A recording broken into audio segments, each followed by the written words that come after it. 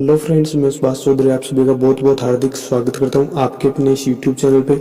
आज हम डिस्कस करेंगे CHO model test paper fourth. इससे हम पहले 50 क्वेश्चन डिस्कस कर चुके हैं। आज जो रिमेनिंग 50 क्वेश्चन रह गए वो सभी देखेंगे। मैं जल्दी आपको सभी क्वेश्चंस और उनके आंसर बताऊंगा। साथ में कुछ क्वेश्चंस भी आपको मैं पूछूंगा, उनके आंसर आपको देने हैं। तो फ्रेंड्स, आप सभी क्वेश्चंस को देखें, सुने और अच्छे से समझे। अगर आपको किसी भी क्वेश्चन में डाउट होता है तो आप हमें कमेंट के माध्यम से पूछ सकते हैं। क्वेश्चन सभी इंपॉर्टेंट है, सभी कम्पिटिटिव एग्जाम में पूछे जाते हैं। तो फ्रेंड्स, ऐसा न सोचे कि ये सिर्फ सीएचओ के लिए बनाया गया है। सभी कम्पिटिटिव एग्जाम में ऐसे क्वेश्चंस पूछे जाते हैं। तो फ्रेंड्स, आप सभी क्वेश्चंस को पढ़े, अपने दोस्तों के साथ शेयर करें और साथ में अगर आप न्यूली इस वीडियो को देख रहे हैं तो सब्सक्राइब कर ले और बेल आइकन को जरूर दबाइए, जिससे आपको लेटेस्ट नोटिफिकेशन मिलते रहे। चलिए देखते हैं सभी क्वेश्चंस को वन बाय वन करके। पहला क्वेश्चन है, यानी कि 51 नंबर क्वेश्चन है। False sensory perception without real external stimulus is known as. बहुत ही अच्छा क्वेश्चन है, सभी कम्पिटिटिव एग्जाम में ऐसा क्वेश्चन पूछा जाता है। फ्रेंड्स, यहाँ पे क्वेश्चन क्या पूछा गया है, विदाउट रियल एक्सटर्नल स्टिमुलाई। देखिए, कोई भी एक्सटर्नल स्टिमुलाई प्रेजेंट नहीं है, कोई भी ऑब्जेक्ट प्रेजेंट नहीं है, फिर भी पेशेंट क्या करता है, फॉल्स सेंसरी परसीव करता है। उसको फॉल्स सेंसरी परसेप्शन होता है। इस टर्म को किस नाम से जाना जाता है या क्या कहा जाता है? ऑप्शन देखिए, A illusion, B delusion, C hallucination, D all of the above. यहाँ पे जो इसका करेक्ट आंसर होगा वो होगा ऑप्शन सी, हेल्यूसिनेशन। हेल्यूसिनेशन के अंदर रियल एक्सटर्नल स्टिमुलाई एब्सेंट होता है। ध्यान रखिए friends, real external stimulus present नहीं होता है।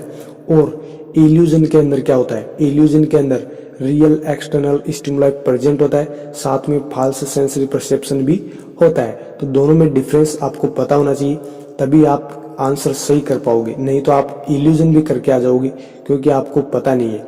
तो फ्रेंड्स, आपको इतना सा डिफरेंस पता होना चाहिए, एक के अंदर रियल एक्सटर्नल स्टिमुलाई प्रेजेंट होता है, एक के अंदर एब्सेंट होता है। फ्रेंड्स, आपको बताना है डिल्यूजन। और एक क्वेश्चन में डिल्यूजन से आपको पूछ लेता हूँ। एक पेशेंट है, साइकेट्रिक पेशेंट है, जो खाना खाने से मना कर रहा है। खाना खाने से मना कर रहा है, क्यों कर रहा है? क्योंकि उसको लगता है इस खाने के अंदर क्या है, पॉइजन। क्यों ऐसा लग रहा है उस पेशेंट को? वो तो पेशेंट है साइकेट्रिक, तो उसको तो लगेगा। तो फ्रेंड्स, आपको बताना है ये किस टाइप का डिल्यूजन है। आपको बताना है किस टाइप का डिल्यूजन है। बहुत ही ज्यादा इंपॉर्टेंट क्वेश्चन है, सभी कम्पिटिटिव एग्जाम्स में क्वेश्चन पूछा जाता है। नेक्स्ट क्वेश्चन है, the complication for ventricular septal defect are as follows except. सभी वेंट्रिकुलर सेप्टल डिफेक्ट के क्या है, कॉम्प्लिकेशन है, एक को छोड़कर एक्सेप्ट से क्वेश्चन पूछा गया है। ऑप्शन देखिए, A endocarditis, B pulmonary hypertension, C cerebral palsy, D heart failure. यहाँ पे जो इसका करेक्ट आंसर होगा वो होगा ऑप्शन सी, सेरिब्रल पाल्सी। बाकी जो तीन ऑप्शन आपको दिखाई दे रहे हैं, endocarditis, pulmonary hypertension and heart failure, तीनों क्या है, वेंट्रिकुलर सेप्टल डिफेक्ट के कॉम्प्लिकेशन। नेक्स्ट क्वेश्चन है, therapeutic effect of hot application is. देखिए, हॉट एप्लीकेशन का आपको एक थेराप्यूटिक इफेक्ट बताना है। ऑप्शन आपके सामने है, फटाफट अपना आंसर बता दीजिए। Option A vasoconstriction, B increased absorption, C increased lymph flow, D increased appetite. यहाँ पे जो इसका करेक्ट आंसर होगा वो होगा option C, increased lymph flow. Hot application का जो थेराप्यूटिक इफेक्ट है वो कौन सा है, इंक्रीज्ड लिम्फ फ्लो। वेजोकॉन्स्ट्रिक्शन किसकी वजह से होता है, कोल्ड एप्लीकेशन की वजह से। ध्यान रखिए, कोल्ड एप्लीकेशन अगर आपको पूछे जाए तो फिर आपको आंसर करना है vasoconstriction. Increased absorption and increased appetite, इनका कोई रिलेशन नहीं है hot application and cold application से। ध्यान रखें फ्रेंड्स। नेक्स्ट क्वेश्चन है, in Erikson theory, very important question, सभी कम्पिटिटिव, चाहे फिर आप कोई सी भी एग्जाम का पेपर उठा के देख लेना, सभी कम्पिटिटिव एग्जाम में इरिक्शन की थ्योरी पूछी जाती है। यहाँ पे क्या पूछा गया है, in Erikson theory adolescents develop a sense of. देखिए, जो एडोलसेंट एज होती है उसके अंदर कौन से सेंस डेवलप हो जाते हैं अकॉर्डिंग टू इरिक्शन थ्योरी। ऑप्शन देखिए, ए आइडेंटिटी, बी इंडस्ट्री, सी इनिशिएटिव, डी इंटेलेक्ट। यहाँ पे जो इसका करेक्ट आंसर होगा वो होगा ऑप्शन ए, आइडेंटिटी। फ्रेंड्स, आपको यहाँ पे आइडेंटिटी की बजाय आपको लिख दिया जाए पूरा नाम, आइडेंटिटी वर्सेस रोल कंफ्यूजन, तो भी आपको कंफ्यूज नहीं होना है। आइडेंटिटी वर्सेस रोल कंफ्यूजन किसके अंदर होता है, एडोलसेंट्स के अंदर। फ्रेंड्स, आपको बताना है ऑप्शन बी और सी, डी का कोई रिलेशन नहीं है इरिक इरिक्सन थ्योरी से। इंडस्ट्री एंड इनिशिएटिव दोनों ही इरिक इरिक्सन की थ्योरी के अंदर इंक्लूड किए गए हैं। तो दोनों की एज आपको बतानी है, प्री स्कूलर कौन सा है, स्कूलर है या फिर टोडलर है, जो भी है आपको बताना है, जिससे आपको याद होगा और आपका आगे जो भी कॉम्पिटिटिव एग्जाम होगी उनके अंदर आपका क्वेश्चन गलत नहीं होगा। तो फ्रेंड्स आप जरूर देखिए, इसको कंप्लीट देखिए क्योंकि ये बहुत ही इंपॉर्टेंट है। नेक्स्ट क्वेश्चन है the major criteria for the diagnosis of rheumatic fever include all except. ये भी इंपॉर्टेंट क्वेश्चन है। रूमेटिक फीवर को डायग्नोस करने के लिए सभी मेजर क्राइटेरिया है, एक को छोड़कर, एक्सेप्ट से ये क्वेश्चन पूछा गया है। ऑप्शन देखिए, ए कार्डाइटिस, बी कोरिया, सी सबक्यूटेनियस नोड्यूल्स, डी फीवर। यहाँ पे जो इसका करेक्ट आंसर होगा वो होगा ऑप्शन डी फीवर। फीवर क्या है, माइनर क्राइटेरिया है, तो रूमेटिक फीवर का ही क्लिनिकल फीचर, बट क्या है, माइनर क्राइटेरिया। बाकी जो तीन ऑप्शन है carditis, Korea and subcutaneous nodules, तीनों ही क्या है, मेजर क्राइटेरिया। रूमेटिक फीवर के आपने क्लिनिकल फीचर्स पढ़े होंगे, क्लिनिकल मैनिफेस्टेशंस आपने पढ़े होंगे, उसके अंदर major criteria and minor criteria भी आपने पढ़ा होगा। तो फ्रेंड्स बहुत इंपॉर्टेंट है, मेजर क्राइटेरिया से भी एक जो सिंगल वर्ड है वो देके भी क्वेश्चन पूछा जा सकता है। तो फ्रेंड्स ध्यान रखिए, कार्डाइटिस, कोरिया, सबक्यूटेनियस नोड्यूल्स क्या है, मेजर क्राइटेरिया किसके, रूमेटिक फीवर के। अगर आपको पूछा जाए माइनर क्राइटेरिया तो फिर आपको आंसर करना है फीवर, एंड साथ में जो आर्थ्रेल्जिया है वो भी क्या है, माइनर क्राइटेरिया। तो फ्रेंड्स ध्यान रखिए, बहुत इंपॉर्टेंट क्वेश्चन है। नेक्स्ट क्वेश्चन है how many drops are there in 1 ml। 1 ml में कितने ड्रॉप होते हैं, साथ में आपको लिखा हुआ है मैक्रो, ब्रैकेट के अंदर लिखा हुआ है मैक्रो। तो फ्रेंड्स आपको बताना है मैक्रो में 1 ml की कितनी ड्रॉप होती है, आपको बताना है।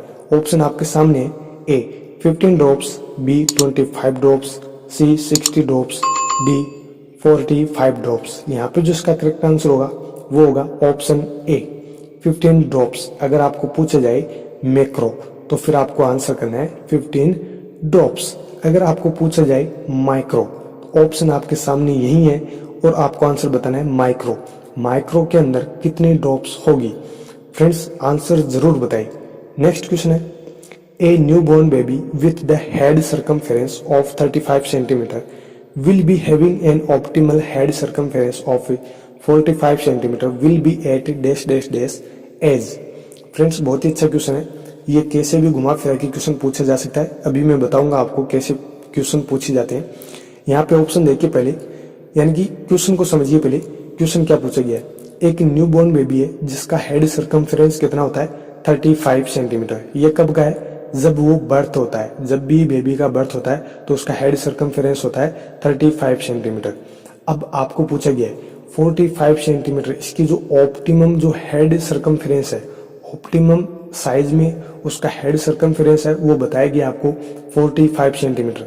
ये कब होगा आपको बताना है। ऑप्शन देखिए, ए 4 मंथ्स, बी 6 मंथ्स, सी 8 मंथ्स, डी 12 मंथ्स। यहाँ पे जो इसका करेक्ट आंसर होगा वो होगा ऑप्शन डी 12 मंथ्स। फ्रेंड्स आपने पढ़ा भी होगा, head and chest circumference are equal at 1 year of age. Very very important line में बोल रहा हूँ आपके सामने, बहुत ही इंपॉर्टेंट है। ऐसा क्वेश्चन पूछा जाता है कि आपको बताना है हेड और चेस्ट सर्कमफेरेंस दोनों इक्वल कब हो जाते हैं, तो भी आपको करेक्ट आंसर करना है 12 मंथ्स या 1 ईयर। 12 मंथ्स या फिर 1 ईयर। फ्रेंड्स ध्यान रखें, क्वेश्चन कैसे भी पूछा जा सकता है, इसीलिए मैंने कहा था इससे क्वेश्चन पूछा जाता है, कैसे भी घुमा फिरा के क्वेश्चन पूछ सकते हैं। तो फ्रेंड्स ध्यान रखिए, ऑप्टिमम जो हेड सर्कमफेरेंस है 45 सेंटीमीटर, ये कब हो जाता है, 12 मंथ पे। और जो हेड और चेस्ट सर्कमफेरेंस है दोनों इक्वल कब हो जाते हैं, 12 मंथ पे। नेक्स्ट क्वेश्चन है test perception of a baby develops at. जो टेस्ट परसेप्शन है बेबी के अंदर वो कब डेवलप होते हैं। ऑप्शन देखिए, A birth, B 3 months, C 6 months, D 9 months. यहाँ पे जो इसका करेक्ट आंसर होगा वो होगा option A birth. Test perception baby के अंदर कब डेवलप होते हैं, 8 बर्थ पे। नेक्स्ट क्वेश्चन है maximum oxygen delivers to a patient by which route. जो ऑक्सीजन डिलीवर की जाती है पेशेंट को वो मैक्सिमम कौन से रूट से दी जाती है। यहाँ पे रूट का मतलब है कौन से मास्क से प्रोवाइड की जा सकती है। ऑप्शन देखिए, A by nasal cannula, B by O2 tent, by sorry C by non rebreather mask, D by mask. यहाँ पे जो इसका करेक्ट आंसर होगा वो होगा option C by non rebreather mask. Friends जो चार नाम आपके सामने, चार ऑप्शन आपके सामने, चारों की इमेज आपको देखनी है, चारों की इमेज आपको देखनी है। ये क्वेश्चन नॉर्सेट 2021 में पूछा जा सकता है, इमेज बेस्ड क्वेश्चन। तो फ्रेंड्स ध्यान रखिए, इमेज बेस्ड क्वेश्चन भी आप साथ में ही क्लियर करते रहे, गूगल से सर्च करके आप देख सकते हो। वैसे मैं आपको अलग से 2-4 जैसे हमारे जो मॉडल टेस्ट पेपर और बचे हैं वो कंप्लीट हो जाएंगे, उसके बाद एम्स नॉर्सेट 2021 की हम तैयारी करना स्टार्ट कर देंगे। ओके ठीक है फ्रेंड्स, ये आप जरूर देखें। नेक्स्ट क्वेश्चन है, all of the following informations are sought in the well baby clinic except. जो वेल बेबी क्लिनिक होता है वहां पे सभी इंफॉर्मेशंस दी जाती है, एक को छोड़कर, एक्सेप्ट से क्वेश्चन पूछा गया है। ऑप्शन देखिए, A schooling, B breast feeding, C sleep pattern, D child growth and development. यहाँ पे जो इसका करेक्ट आंसर होगा वो होगा ऑप्शन ए स्कूलिंग। स्कूलिंग को छोड़कर बाकी जो 3 ऑप्शन दिए गए, breast feeding, sleep pattern, child growth and development, तीनों ही जो ऑप्शन दिए गए, तीनों इन्फॉर्मेशन कहाँ पे दी जाती है, वेल बेबी क्लिनिक के ऊपर। स्कूलिंग के बारे में वेल बेबी क्लिनिक के ऊपर कोई इन्फॉर्मेशन नहीं दी जाती है। नेक्स्ट क्वेश्चन देखिए, वेरी वेरी इंपॉर्टेंट क्वेश्चन है ये भी। Typical type of play in A toddlers is. Friends question कैसे भी पूछा जा सकता है, आपको यहाँ पे एज भी दी जा सकती है 1 to 3 ईयर, यानी कि जो क्वेश्चन है typical type of play in a 1 to 3 year of age, ऐसे भी क्वेश्चन आपसे पूछा जा सकता है। तो फ्रेंड्स ध्यान रखिए, आपको एज ध्यान होनी चाहिए। प्री स्कूलर, स्कूलर आपको कैसे भी क्वेश्चन पूछा जा सकता है, उसकी एज देके भी आपको क्वेश्चन पूछा जा सकता है। तो फ्रेंड्स ध्यान रखिए, ये जो एज वाले क्वेश्चन होते हैं वो आपकी बहुत ज़्यादा गलत होते हैं। तो आपको एज तो पता होनी चाहिए। अर्ली न्यूनेट कब होता है, लेट न्यूनेट कब होता है, न्यूनेट कब होता है, इन्फेंट कब होता है, सभी की आपको एज पता होनी चाहिए। वैसे में जो भी डाटाज है पीडियाट्रिक के, वो सभी एक करके आपको वीडियो प्रोवाइड करवा दूंगा। यहाँ पे क्वेश्चन पूछा गया है, टोडलर, जो टोडलर्स होते हैं कौन सा प्ले यानी कौन सा खेल खेलना पसंद करते हैं। ऑप्शन देखिए, A parallel play, B cooperative play, C associative play, D onlooker play. यहाँ पे जो इसका करेक्ट आंसर होगा वो होगा option A parallel play, parallel play. बाकी जो 3 ऑप्शन दिए गए, cooperative play, associative play and onlooker play, तीनों के आंसर आपको देने, कौन सी एज ग्रुप में कौन सा प्ले खेला जाता है। फ्रेंड्स आप आंसर दोगे तो आपके ये जो 3 क्वेश्चन है, जो 3 पॉइंट में आपको पूछ रहा हूँ, तीनों पॉइंट आपके क्लियर हो जाएंगे। आप कभी भी जिंदगी में इन तीनों पॉइंट को नहीं भूल पाओगे, क्योंकि आपने देखा है, आपने आंसर दिया है, तो आपका आंसर कभी भी गलत नहीं होगा। तो फ्रेंड्स आपको आंसर जरूर देना है। नेक्स्ट क्वेश्चन है, during the first year after birth an infant's birth weight normally.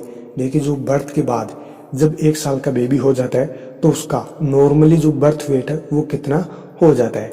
Option देखिए, ए क्वाड्रिपल्स, बी डबल्स, सी रिमेन स्टेबल, डी ट्रिपल्स। यहाँ पे जो इसका करेक्ट आंसर होगा वो होगा ऑप्शन डी ट्रिपल्स। आपने पढ़ा भी होगा और सुना भी होगा, जो बेबी है जब भी उसकी डिलीवरी होती है उसके बाद 1 साल बाद उसका वेट ट्रिपल हो जाता है। फ्रेंड्स आपको बता दूं साथ ही, डबल वेट उसका कब होता है, 6 मंथ पे पूछा जा सकता है डबल वेट बेबी का कब हो जाता है, तो आपको आंसर करना है 6 मंथ्स। और अगर आपको पूछा जाए ट्रिपल वेट तो फिर आपको आंसर करना है 1 ईयर या फिर 12 मंथ्स। याद रखिए बहुत इंपॉर्टेंट क्वेश्चन है, पूछे जा सकते हैं। नेक्स्ट क्वेश्चन है, which part of the brain controls and integrates activities of the autonomic nervous system. Question पढ़िए पहले, क्वेश्चन क्या पूछा गया है, ब्रेन का वो कौन सा पार्ट है जो कंट्रोल करता है integrates activities of autonomic nervous system. जो एएनएस की जो इंटीग्रेटेड जो एक्टिविटीज होती है उन सभी को कंट्रोल कौन सा पार्ट करता है, ब्रेन का कौन सा पार्ट करता है। ऑप्शन देखिए, ए हाइपोथैलेमस, बी एपिथैलेमस, सी मिड ब्रेन, डी थैलेमस। यहाँ पे जो इसका करेक्ट आंसर होगा वो होगा ऑप्शन ए हाइपोथैलेमस। ध्यान रखिए friends, ANS autonomic nervous system की जो भी इंटीग्रेट्स एक्टिविटीज होती है उनको कंट्रोल कौन करता है, हाइपोथैलेमस। आपको बताना है हाइपोथैलेमस और क्या कंट्रोल करता है। फ्रेंड्स क्वेश्चन पूछा जाता है, कॉम्पिटिटिव एग्जाम में क्वेश्चन पूछा जाता है, आपको लगता है कि इजी है, बट वो क्वेश्चन आपका गलत हो जाता है। तो फ्रेंड्स आपको बताना है हाइपोथैलेमस और कौन सी एक्टिविटी को कंट्रोल करता है। नेक्स्ट क्वेश्चन है proctoscope is used to see. Proctoscope से image based question NORCET में पूछे जा सकते हैं आगे। तो फ्रेंड्स ये जो इमेज बेस्ड क्वेश्चन होंगे वो हम आगे डिस्कस कर लेंगे, बट यहाँ पे क्वेश्चन पूछा गया है जो प्रोक्टोस्कोप है वो किसको देखने के लिए यूज लिया जाता है। ऑप्शन देखिए A anal canal, B sigmoid colon, C vagina, D oral cavity. यहाँ पे जो इसका करेक्ट आंसर होगा वो होगा option A anal canal. Anal canal को विजुलाइज करने के लिए नेक्स्ट क्वेश्चन है popcorn and nuts should not be given to a toddler primarily because they. जो पॉपकॉर्न होते हैं एंड नट्स होते हैं वो टोडलर एज वाले बेबीज को या बच्चों को नहीं देना चाहिए, क्योंकि वो क्या करते हैं। ऑप्शन देखिए आपके सामने है A will spoil the child's appetite, B can use tooth decay can cause tooth decay, C are easily aspirated, D have very little food value. Friends यहाँ पे जो इसका करेक्ट आंसर होगा वो होगा option C are easily aspirated. जो babies होते हैं, टोडलर्स होते हैं, जो चिल्ड्रंस होते हैं टोडलर एज में, उनको पॉपकॉर्न एंड नट्स क्यों नहीं दिए जाते, क्योंकि वो इजीली एस्पायरेट कर लेते हैं, जिसकी वजह से चोकिंग हो सकता है। जो बेबी होता है या बच्चा होता है उसको रेस्पिरेटरी डिफिकल्टी हो सकती है, इसलिए उनको पॉपकॉर्न एंड नट्स नहीं देना चाहिए। ध्यान रखें फ्रेंड्स, पूछे जा सकते हैं। नेक्स्ट क्वेश्चन है how can a donor give blood. जो ब्लड डोनेट करते हैं वो कितने समय बाद फिर से अपना ब्लड डोनेट कर सकते हैं। ऑप्शन देखिए A every 3 months, B every 6 months, C every 3 year, D every 4 months। यहाँ पे जो इसका करेक्ट आंसर होगा वो होगा ऑप्शन ए एवरी 3 months। प्रत्येक 3 महीने से अपना ब्लड डोनेट कर सकते हैं जो भी ब्लड डोनेशन करते हैं। ओके, ध्यान रखिए। नेक्स्ट क्वेश्चन है the reason why lipstick and nail polish is removed before surgery is. AIIMS NORCET 2020 में पूछा हुआ क्वेश्चन है। लिपस्टिक वर्ड वहां पे नहीं था, ओनली नेल पॉलिश का वर्ड वहां पे दिया गया था। तो फ्रेंड्स यहाँ पे क्वेश्चन क्या पूछा गया है, जो लिपस्टिक और नेल पॉलिश जो भी फीमेल्स लगाती है उसको सर्जरी से पहले रिमूव किया जाता है। इसका कारण आपको बताना है क्यों किया जाता है। ऑप्शन देखिए A surgery become easier, B surgery become more successful, C cyanosis is checked, D psychological benefit to the patient. यहाँ पे जो इसका करेक्ट आंसर होगा वो होगा option C cyanosis is checked. जो भी पेशेंट होते हैं सर्जरी के दौरान उनके साइनोसिस चेक करने के लिए नेल पॉलिश एंड लिपस्टिक को रिमूव किया जाता है। ओके, ध्यान रखें फ्रेंड्स। नेक्स्ट क्वेश्चन है the main cause of menopause is. Menopause का मतलब होता है cessation of menstrual cycle. Friends पता होना चाहिए आपको मेनोपॉज का मतलब क्या होता है, सीजेशन ऑफ मेंस्ट्रुअल साइकिल। तो फ्रेंड्स यहाँ पे क्वेश्चन क्या पूछा गया है, मेनोपॉज का जो मेन कॉज है वो आपको बताना है। मुख्य कारण क्या है मेनोपॉज का। ऑप्शन देखिए A lack of progesterone, B excess of progesterone, C excess of estrogen, D lack of estrogen. यहाँ पे जो इसका करेक्ट आंसर होगा वो होगा option D lack of estrogen. Friends आपको यहाँ पे क्वेश्चन मैं पूछ रहा हूँ, आपको आंसर बताना है। मेनोपॉज का गोल्डन ट्रीटमेंट ऑफ चॉइस क्या होता है। Golden treatment of choice menopause का आप। नेक्स्ट क्वेश्चन है strawberry spot vagina is seen in. जो स्ट्रॉबेरी स्पॉट वेजाइना है वो किस कंडीशन में देखने को मिलता है। ऑप्शन देखिए ए कैंडिडा, बी सीएमवी। सीएमवी का मतलब है साइटोमेगालो वायरस।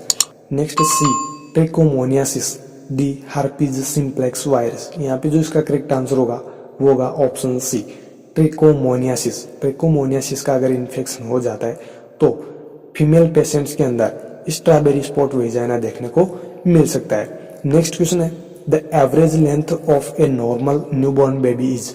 आपको बताना है जो नॉर्मल न्यूबॉर्न बेबी होता है उसकी एवरेज लेंथ कितनी होती है। ऑप्शन देखिए ए 42 सेंटीमीटर, बी 43 सेंटीमीटर, सी 50 सेंटीमीटर, डी 35 सेंटीमीटर। यहाँ पे जो इसका करेक्ट आंसर होगा वो होगा ऑप्शन सी 50 सेंटीमीटर। आपको वैल्यू भी दी जा सकती है, तो वैल्यू में फिर आपको आंसर करना है 45 to 50 सेंटीमीटर। ध्यान रखें फ्रेंड्स, अगर आपको डायरेक्ट दिया जाता है ऐसे जो ऑप्शन आपको दिखाई दे रहे हैं अपनी स्क्रीन पे, अगर ऐसे ऑप्शन आपको मिलते हैं तो फिर आपको आंसर करना है 50 सेंटीमीटर। अगर आपको वैल्यू दी जाती है तो फिर आपको आंसर करना है 45 to 50।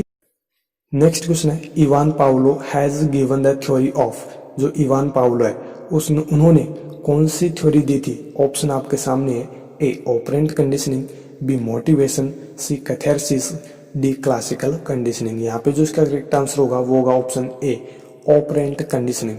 इवान पाउलो ने ऑपरेंट कंडीशनिंग की थ्योरी दी थी। नेक्स्ट क्वेश्चन है, what is the position of the patient while giving the enema. जब पेशेंट को एनिमा दिया जाता है तो कौन सी पोजीशन यूज की जाती है। ऑप्शन देखिए, ए राइट लेटरल, बी लिथोटोमी, सी फाउलर, डी लेफ्ट लेटरल। यहाँ पे जो इसका करेक्ट आंसर होगा वो होगा ऑप्शन डी, लेफ्ट लेटरल। आपको ऑप्शन में लेफ्ट लेटरल की जगह सिम्स पोजीशन दिया जाए तो फिर आपको आंसर करना है सिम्स पोजीशन। ओके फ्रेंड्स, ध्यान रखिए दोनों ही पोजीशन एनिमा की है, सिम्स पोजीशन और लेफ्ट लेटरल पोजीशन। दोनों में से आपको एक ही वर्ड देखने को मिलेगा और इंपॉर्टेंट क्वेश्चन है फ्रेंड्स, बार बार कॉम्पिटिटिव एग्जाम में पूछा जाता है। नेक्स्ट क्वेश्चन है, the all hormone secreted from ovary except. सभी हार्मोन ओवेरी से सिक्रेट होते हैं एक को छोड़कर, कौन सा है वो आपको बताना है। जल्दी से बता दीजिए, ऑप्शन आपके सामने है, A inhibin, B FSH, C progesterone, D oestrogen. यहाँ पे जो इसका करेक्ट आंसर होगा वो होगा option B, FSH, follicle stimulating hormone. बाकी जो तीन हार्मोन दिए गए इनहिबिन, प्रोजेस्टेरोन एंड एस्ट्रोजन, तीनों ही ओवेरी से सिक्रेट होते हैं। एफएसएच कहाँ से सिक्रेट होता है। नेक्स्ट क्वेश्चन है, cognitive behaviour therapy is used for managing. जो सीबीटी है, कॉग्निटिव बिहेवियर थेरेपी है, वो किसको मैनेज करने के लिए यूज ली जाती है। ऑप्शन देखिए, A mania, B BPD, C schizophrenia, D anxiety. यहाँ पे जो इसका करेक्ट आंसर होगा वो होगा ऑप्शन डी, एंजाइटी। एंजाइटी को ट्रीट करने के लिए, एंजाइटी को मैनेज करने के लिए कॉग्निटिव बिहेवियर थेरेपी यूज ली जाती है। नेक्स्ट क्वेश्चन है, वेरी वेरी इंपॉर्टेंट क्वेश्चन है, मैकडोनाल्ड्स फ्यूचरिंग। पढ़ा भी होगा, सुना भी होगा। McDonald's suturing is done in. जो मैकडोनाल्ड्स फ्यूचरिंग होती है वो किसके अंदर की जाती है।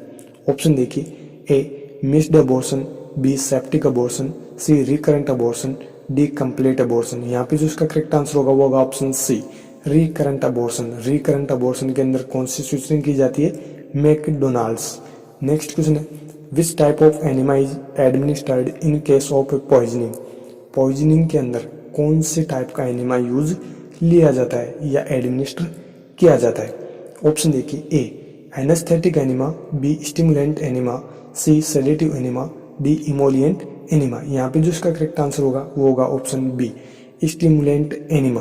पॉइजनिंग के केस में कौन सा एनिमा यूज लिया जाता है, stimulant enema. Anaesthetic enema, anaesthetic enema नाम से पता चल रहा है, एनेस्थेशिया देने के लिए anaesthetic enema. Sedative enema, sedation के लिए सेडेटिव एनिमा। फ्रेंड्स आपको बताना है इमोलिएंट एनिमा, इमोलिएंट एनिमा का पर्पज या यूज आपको बताना है। नेक्स्ट क्वेश्चन है, a drug has been prescribed to administer PRN। Abbreviation आपने पढ़े होंगे फंडामेंटल ऑफ नर्सिंग के अंदर, PRN का मतलब आपको बताना है। फटाफट ऑप्शन आपके सामने, क्वेश्चन को पढ़ लीजिए। A drug has been prescribed to administer PRN. The nurse understand that PRN means drugs आपको प्रोवाइड करनी है, PRN आपके सामने लिखा हुआ है और नर्स जानती है PRN का मतलब क्या होता है। ऑप्शन देखिए, ए when required, B immediate, C as needed, D both A and C। Friends यहाँ पे इसका जो करेक्ट आंसर होगा वो होगा option D, both A and C। when required and as needed, जब भी पेशेंट को जरूरत होगी तब आप ड्रग एडमिनिस्टर करवा दोगे। PRN का मतलब यही होता है। तो फ्रेंड्स दो ऑप्शन मैंने दिए, when required and as needed, दोनों में से एक ऑप्शन आपको मिलेगा ही मिलेगा। तो फ्रेंड्स आपको कंफ्यूजन नहीं हो इसलिए मैंने दो ऑप्शन आपको दिए हैं। नेक्स्ट क्वेश्चन है, tears start to appear at which age. जो टीयर्स होते हैं, आंसू होते हैं, वो कब अपीयर होते हैं, कौन सी एज में होते हैं। ऑप्शन देखिए, A at birth, B second days, C second months, D second year. यहाँ पे जो इसका करेक्ट आंसर होगा वो होगा ऑप्शन सी, सेकेंड मंथ्स। जब बेबी 2 महीने का हो जाएगा तब उसके आंसू निकलने स्टार्ट होंगे। 2 महीने पहले जब बेबी क्राई करता है तो उसके आंसू बिल्कुल भी नहीं आते हैं। फ्रेंड्स आपने देखा भी होगा, जो बेबी होते हैं उनके अंदर आंसू नहीं आते हैं 2 महीने तक, 2 महीने बाद ही उनके टीयर्स अपीयर होते हैं। Okay, next, tenderness at McBurney's point is suggestive of. जो मैकबर्नीज पॉइंट के ऊपर टेंडरनेस होती है वो किसको सजेस्ट करती है। ऑप्शन देखिए, A acute pancreatitis, B acute gastritis, C acute cholecystitis, D acute appendicitis. यहाँ पे जो इसका करेक्ट आंसर होगा वो होगा option D, acute appendicitis, acute appendicitis. Friends आपको बताना है कोलिसिस्टाइटिस के अंदर कौन सा साइन देखने को मिलता है, और ये एमसी 2020 में पूछा हुआ क्वेश्चन, अभी का लेटेस्ट क्वेश्चन पूछा हुआ है। तो फ्रेंड्स आपको बताना है कोलिसिस्टाइटिस के अंदर कौन सा साइन देखने को मिलता है। नेक्स्ट क्वेश्चन है abnormal sensitivity to light is known as. जो लाइट के प्रति एबनॉर्मल सेंसिटिविटी होती है उसको क्या कहा जाता है। ऑप्शन देखिए, A hydrophobia, B diplopia, C aphasia, D photophobia. यहाँ पे जो इसका करेक्ट आंसर होगा वो होगा option D, photophobia. Okay, next question है strength of Savlon for disinfecting thermometer is. जो सेवलॉन की स्ट्रेंथ ली जाती है थर्मोमीटर को क्लीन करने के लिए या फिर डिसइंफेक्ट करने के लिए, वो कितनी ली जाती है। ऑप्शन देखिए, ए 1:20, बी 1:30, सी 1:40, डी 20:20। यहाँ पे जो इसका करेक्ट आंसर होगा वो होगा ऑप्शन ए 1:20। अगर आपको पूछा जाए डेटॉल एंड लाइसोल, अगर आपको पूछा जाए डेटॉल एंड लाइसोल की स्ट्रेंथ, तो फिर आपको करेक्ट आंसर करना है 1:40। तो फ्रेंड्स आपको कंफ्यूज नहीं होना है, दोनों की वैल्यू मैंने बता दी है, 3 वैल्यू आपको बताई। सेवलॉन की अगर ली जाए तो फिर आपको बताना 120। अगर आपको पूछा जाए डेटॉल एंड लाइसोल तो फिर आपको करेक्ट आंसर करना है 1:40। तो फ्रेंड्स अगर ऐसा क्वेश्चन पूछा जाए और आपने गलत कर दिया तो फिर आपकी जिम्मेदारी होगी, क्योंकि मैंने बता दिया है। नेक्स्ट क्वेश्चन है the difference between oral and axillary temperature is. जो ओरल और एक्सिलरी टेम्परेचर होता है उनके बीच में कितना डिफरेंस होता है। ऑप्शन देखिए, A 1.6 degree centigrade, B 1 degree centigrade, C 0.1 degree Fahrenheit, D 0.6 degree centigrade. इसका जो करेक्ट आंसर होगा वो होगा ऑप्शन डी 0.6 डिग्री सेंटीग्रेड। बहुत सारे बच्चे होते हैं जो सही से क्वेश्चन को नहीं पढ़ते और 0.1 डिग्री फ़ारेनहाइट को भी करेक्ट आंसर करके आ जाते हैं, क्योंकि आपको 0.6 डिग्री सेंटीग्रेड भी दिया जा सकता है और आपको 0.6 डिग्री सेंटीग्रेड भी दिया जा सकता है। तो फ्रेंड्स आप क्वेश्चन को एक बार अच्छे से देखें ऑप्शन में क्या लिखा हुआ है। ओके, नेक्स्ट क्वेश्चन है the log roll turning method is used in. Very very important question, AIIMS में फ्यूचर में पूछा जा सकता है। क्या क्वेश्चन है the log roll turning method is used in. जो लॉग रोल टर्निंग मेथड होता है वो किसके अंदर यूज लिया जाता है। ऑप्शन देखिए, A brain injury, B epilepsy, C spinal injury, D cerebrovascular accident. यहाँ पे जो इसका करेक्ट आंसर होगा वो होगा ऑप्शन सी स्पाइनल इंजरी। अगर किसी भी पर्सन की स्पाइनल इंजरी होती है तो उसके अंदर क्या यूज लिया जाता है, log roll turning. Next question है the diameter of cervical canal after the complete dilatation is. Cervical canal का डायमीटर कितना हो जाएगा जब वो कंप्लीट डायलेशन हो जाएगी, यानी कंप्लीट डायलेट हो जाएगी। ऑप्शन देखिए, A 6 centimetre, B 10 centimetre, C 8 centimetre, D 15 centimetre. यहाँ पे जो इसका करेक्ट आंसर होगा वो होगा option B 10 centimetre. 10 centimetre complete dilation होता है सर्वाइकल कैनाल का, आपने पढ़ा भी होगा। ओके, नेक्स्ट क्वेश्चन है which among the following is a filamentous bacteria. Very very important question है, इनमें से आपको चूज करना है इनमें से कौन सा एक फिलामेंटस बैक्टीरिया है। ऑप्शन देखिए, ए माइकोप्लाज्मा, बी स्पायरोचेट्स, सी एक्टिनोमाइसिटीज, डी विब्रियोज। यहाँ पे जो इसका करेक्ट आंसर होगा वो होगा ऑप्शन सी एक्टिनोमाइसिटीज। फ्रेंड्स आपको बताना है स्पायरोचेट्स ऑप्शन बी ये किसका कॉजेटिव एजेंट है, यानी कि इसकी वजह से कौन सी डिजीज कंडीशन होती है, ये मैंने बताया था और ये एमपीसीएचओ में क्वेश्चन पूछा हुआ है। स्पायरोचेट्स आपको बताना है स्पायरोचेट्स किसका कॉजेटिव एजेंट है। ओके, आपको जरूर बताना है। नेक्स्ट क्वेश्चन है maximum participation of students is possible in teaching through. देखिए बहुत ज़्यादा जो स्टूडेंट्स होते हैं मैक्सिमम पार्टिसिपेट कर सके टीचिंग, कौन सा टीचिंग मेथड आप यूज करोगे जिससे सभी स्टूडेंट्स को आप पार्टिसिपेट कर सको, यानी ज़्यादा से ज़्यादा स्टूडेंट्स को आप पार्टिसिपेट कर सको। ऑप्शन देखिए, A lecture method, B text book method, C AV aids, D discussion method. यहाँ पे जो इसका करेक्ट आंसर होगा वो होगा ऑप्शन डी डिस्कशन मेथड। आप डिस्कशन मेथड से मैक्सिमम स्टूडेंट्स को पार्टिसिपेट। नेक्स्ट क्वेश्चन है subset of population which represents the entire population. Entire population से, सबसेट ऑफ पॉपुलेशन को आप कैसे रिप्रेजेंट कर सकते हो? ऑप्शन देखिए, A sample, B cluster, C subject, D cases. यहाँ पे जो इसका करेक्ट आंसर होगा वो होगा option a sample. Entire population से, सबसेट ऑफ पॉपुलेशन को रिप्रेजेंट करने के लिए आपको सैंपल की जरूरत पड़ेगी। आप एंटायर पॉपुलेशन को आप रिप्रेजेंट नहीं कर सकते, तो फिर आपको सबसेट ऑफ पॉपुलेशन को जब भी आप रिप्रेजेंट कर रहे हो तो फिर आपको सैंपल लेने की जरूरत पड़ेगी। नेक्स्ट क्वेश्चन है, प्रिंसिपल ऑफ ऑर्गेनाइजेशन इज।